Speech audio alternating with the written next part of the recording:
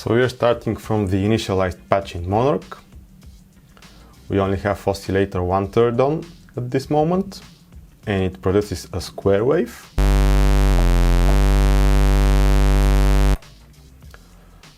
So what I'm gonna do, I'm gonna turn the second oscillator, set it to the same octave range,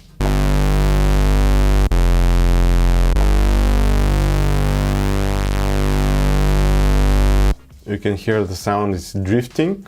That's because Monark is Minimoog Model D emulation, and it has this drift amount parameter if you click on the B side, which basically means that the oscillators are not stable. If you want them to sound more stable, you can decrease the drift amount. But anyways, let's work with what we have at the moment. I'm gonna go to the filter now, and I'm gonna turn down the cutoff frequency. I'm not going to add too much resonance because it kills the low end. And let's add some contour, which is basically the filter envelope. So what this does is basically opens and closes the filter according to the curve of the filter envelope, which you define with the attack, decay and sustain parameters.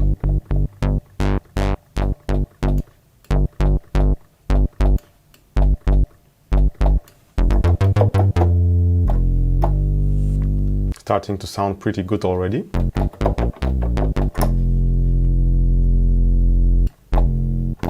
Maybe switch the second oscillator to square wave as well. The sustain parameter determines what's the position of the cutoff frequency while you're holding the note. So let's leave it at a lower value. And maybe add some attack. So you can hear that the filter makes this wah-wah type of sound.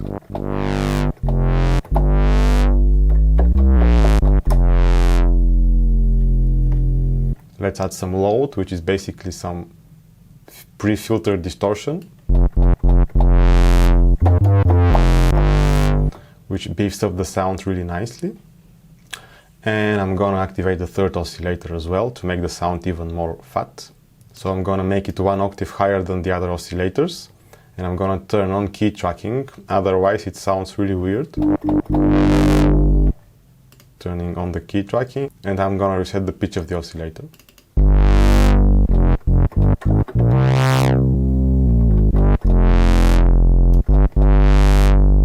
So basically this oscillator plays an octave above the other two.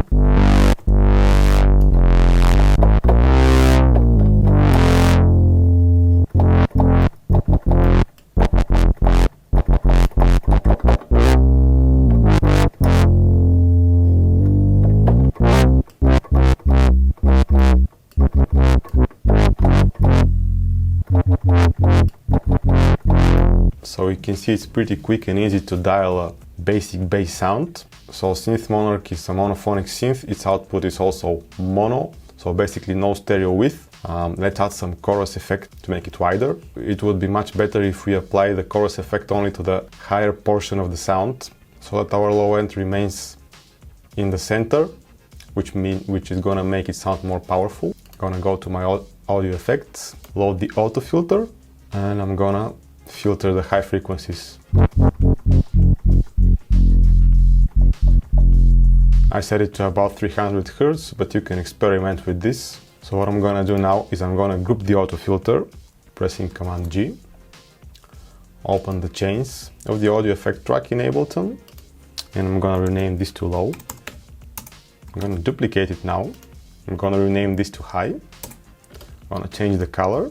Now on the high chain, I'm gonna switch the auto filter to high pass mode. So basically we now have a separate chain for the low and the high frequencies. So the low frequencies sound like this. And the high frequencies sound like this. So what we can do now is we can apply stereo widening effects such as chorus to the higher part without making our low end weak and muddy. So I'm gonna use a free plugin for this, which is the Tile Chorus LX. Drop it to high chain. And you can already hear that the bass sound is much more convincing.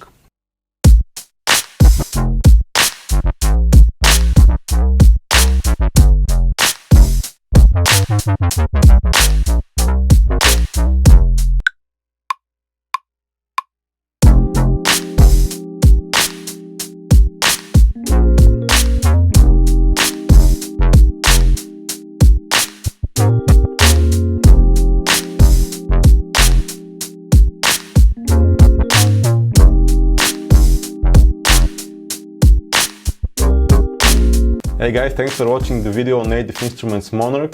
Drop me a comment down below and let me know what synth do you use, what's your favorite software synth. Subscribe to the channel so you don't miss the other tutorials that I'm gonna upload in the following weeks. And see you in the next video. Peace y'all!